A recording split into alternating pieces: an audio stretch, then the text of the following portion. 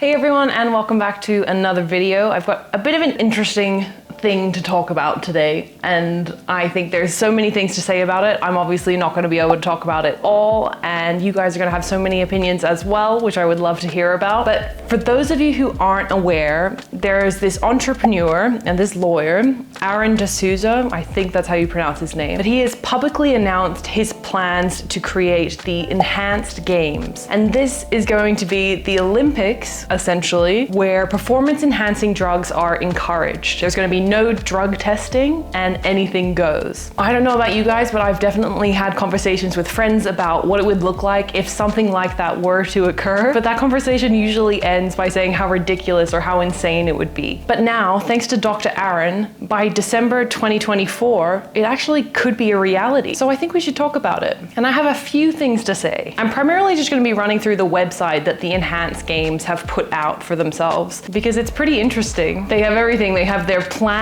so what the events are going to look like, how they chose the events. They've got their team, so the scientists or doctors behind the Enhanced Games. And then they have the revolution. So we're going to start there. Something that caught my eye was the inclusive language portion. They have a whole section about how language is important and how words like doping are actually slurs. This comes after discussions that they've just gone into on racial prejudice, colonialism, and then they say that doping is a slur. So they're essentially saying that that is on par with racial discrimination and oppression. Further down on that same page, talking about the importance of language, they discuss how athletes who have been previously found to be doping are brave, and how you can show your support and be an ally. Now, an ally to me, or based on the definition, is someone who supports people who are in a minority group or people who are discriminated against. You support them even though you yourself are not necessarily a part of that group. I've most commonly heard this used in reference to the LGBTQIA+ community, or in reference to Black Lives Matter and civil campaigns or civil rights campaigns like that. This section made me think that the creators of the Enhanced Games were absolutely not genuinely concerned about being an ally in the truest sense of the word. They continued this theme of being very particular with their language by having a whole section about how to come out as an enhanced athlete,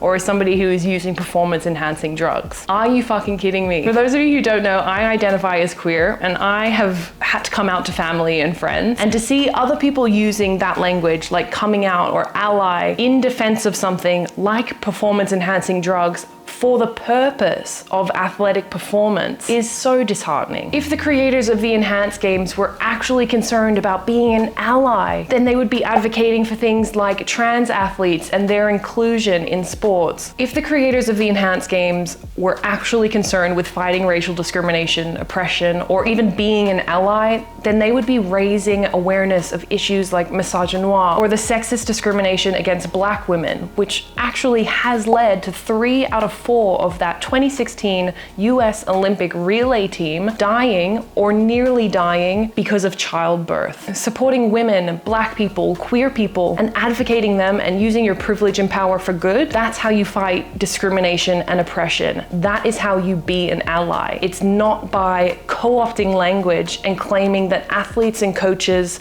who have made active choices to cheat or to break rules are being brave or being victimized. You're not being an ally by claiming that doping is a slur. There's also another page on the website that I wanted to touch on where they talk about the myths about steroid use. So I'm just going to tell you some gut thoughts. One of the myths on the page is about infertility and steroid use. They discuss sperm count and how this might be affected. I'm not going to fixate particularly on that because I'm not a hormone specialist. I'm not an endocrinologist. That's not my area of expertise. But what I did notice is how they didn't touch on a woman's fertility at all, and how this might be affected from steroid use. And this is right off the back of my point about them co-opting language that suggests that they're trying to care and be inclusive. Yet their language that they are so particular about everybody using correctly is exclusive, and it only includes men. There are many different types of performance-enhancing drugs, but on this page, they're talking about steroids. And steroids are usually a synthetic form of testosterone. So it's the male sex hormone that they're trying to replicate. So yes, it does lower sperm count and it can take much longer than 3 months to fix. But what happens when cisgender women take synthetic testosterone? They fail to mention that. On this long list of issues that can arise from steroid use, menstrual irregularities is one of them. Where was that mentioned on the website? Also mentioned on this really long list of potential adverse effects are increased risk of suicidal and homicidal deaths, depression, kidney issues, and sudden cardiac death. But on this same page, they try and bust the myth that steroid use is bad for your health. Yet they conveniently only discuss how it improves muscle mass, strength, and endurance, which, by the way, regular exercise does as well. They do make the point on the Enhanced Games website that the athletes participating will be under medical supervision. And in that case, doping can be safe. But what about the athletes who can't afford medical supervision and then they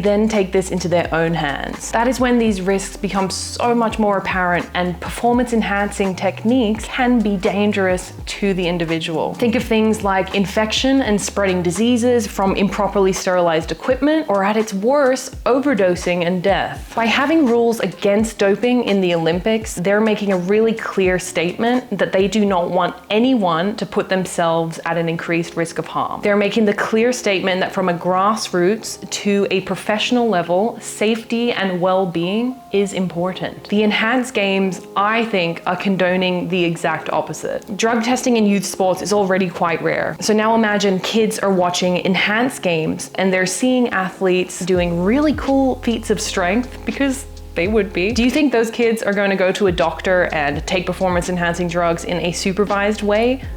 No. They are going to get it off whoever will give it to them. They're not going to be aware of what is actually in what they're taking, and they're not going to be given the proper information about what could happen to themselves. Performance enhancing drugs are illegal in most instances without an actual underlying medical prescription. The Enhanced Games, by condoning drugs at the elite level, they are condoning it at every level. One of the things that really irritated me on this page as well, one of many, is that they claim that steroids or performance enhancing drugs are on par with training protocols like consuming high protein diets, drinking coffee, or on another part of the website, taking creatine. And this is just such blatant misinformation, and it's incredibly misleading. One of the primary reasons that steroids and other forms of doping are banned is because the effort to reward ratio is massively skewed. If you take creatine, or if you eat protein heavy meals, for example, then you still have to put in a really high amount of work in order to get the desired outcome. If you're taking anabolic steroids, then you can get those adaptations with a fraction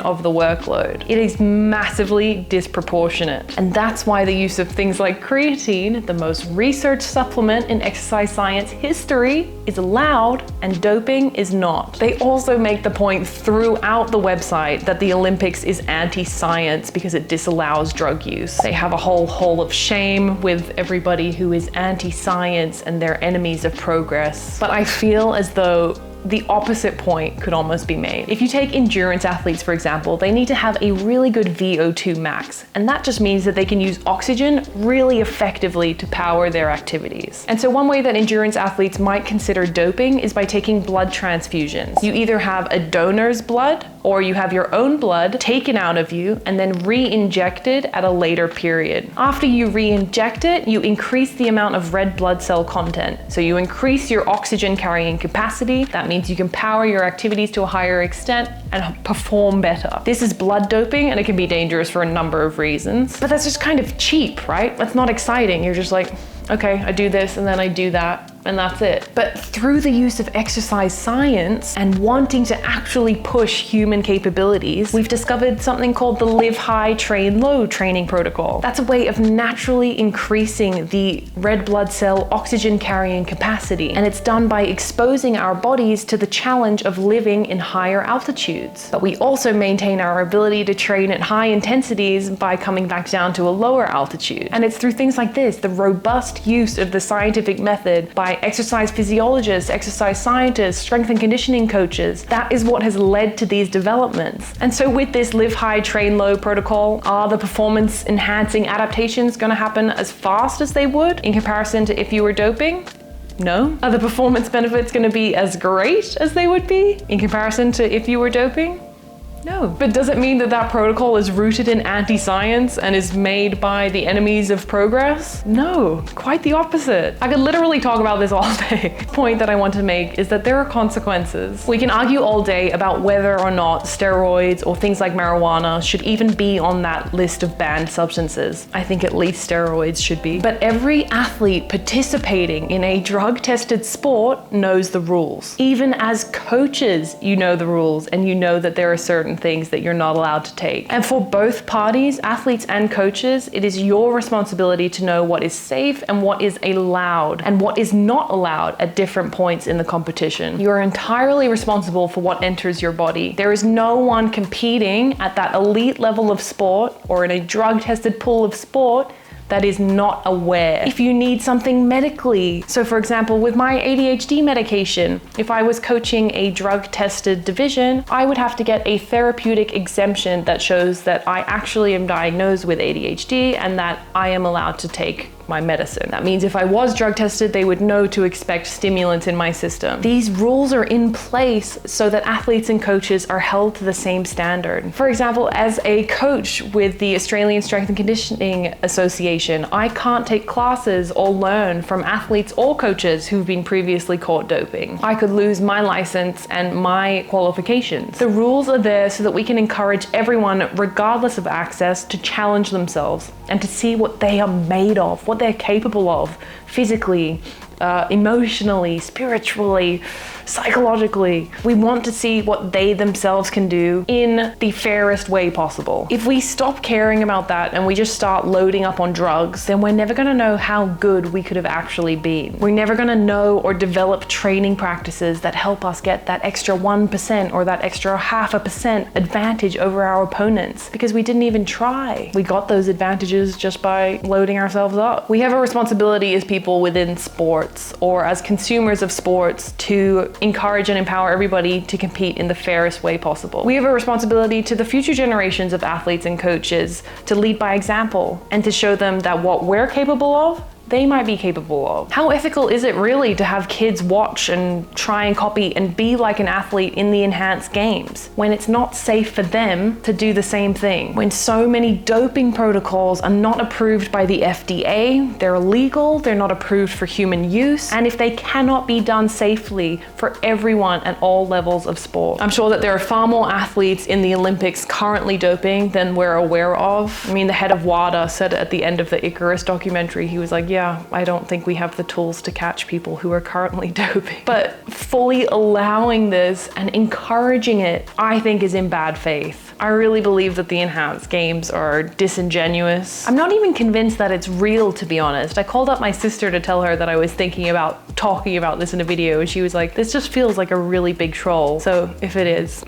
good job, you got me wound up. I'm fully aware that the Olympics has issues on a systemic level, so I don't think the enhanced games are wrong in that respect. The Olympics deals with the same issues as everything, like sexism, racism, corruption, and we absolutely should be advocating for change and for progress in these aspects. But to think that athletes or coaches who actively made the choice to deceive, cheat, and lie for their own personal gain, to think that that is on par with the discrimination and oppression faced by people every day is just absurd. The enhanced games do mention things like exploitation. They go down weird tracks that I wouldn't necessarily, but they talk about things like we should be paying our athletes appropriately and we should be tackling exploitation. And I agree with that, but I just think it's a leap to suggest that encouraging drug use is the way to do that. I don't think it's the answer. I also just wanted to mention that the enhanced games have actually recruited some ex-Olympic athletes who have been vilified for doping. These are medalists. It makes me a little enraged that they're calling these people brave and things like that when, one, they still maintain to this day that they didn't take drugs. So it's interesting that they would want to be a part of a non-drug tested community. There's another section on the Enhanced Games website where they're talking about reinstating world records or medal winners who have previously had world records or their medals stripped away from them because they have retroactively tested positive for performance-enhancing drugs. They're calling these people brave. They're saying that they're vindicated. And I disagree. I think if that you are knowingly going to try and cheat and deceive your way to the top and steal that moment potentially from somebody who was not on performance-enhancing drugs, who worked their ass off to be there. It breaks my heart for athletes who missed out on those medaling positions. How do they feel about that? Do they feel that those people who won gold and then tested positive and potentially took their moment, do they feel that they're brave? Even if the enhanced games go ahead and everybody understands that it's not drug tested, then that's fine. There's not necessarily that level of deception involved. However, some of the athletes that they're recruiting who have been previously popped or tested positive for performance enhancing drugs, they were actively lying and cheating because there were rules in the competition that they were taking part of and they were being dishonest. They may have changed now, but to say that these athletes are brave is